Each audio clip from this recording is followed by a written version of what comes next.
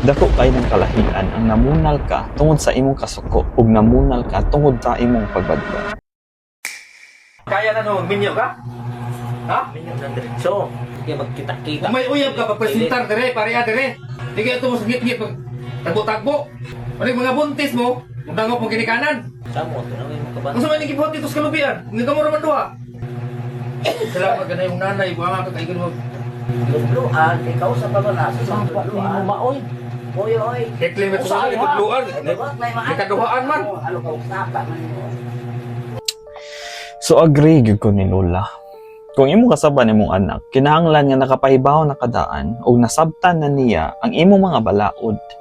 Unya kung di gyud siya maminaw, then diha na ka mga saba.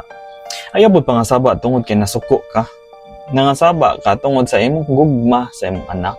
Unya imo siyang pasabton nganong gikasab-an nimo siya samtang nangasaba pa kaniya. Kay mao man pud na ang giingon sa Biblia.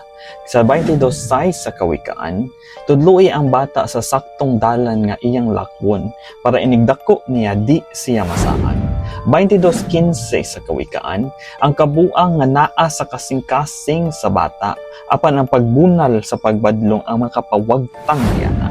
So ang giingon sa Biblia kay bunali ang bata sa imong pagbadlong, dili kay namunal ka tungod sa imong kalagod. Dako kay ng kalahian ang namunal ka tungod sa imong kasuko ug namunal ka tungod sa imong pagbadlong. Kay kung ato nang i-translate sa English, foolishness is bound in the heart of a child, but the rod of correction shall drive it far from you. So ang tawag day ana kay rod of correction, dili rod of anger.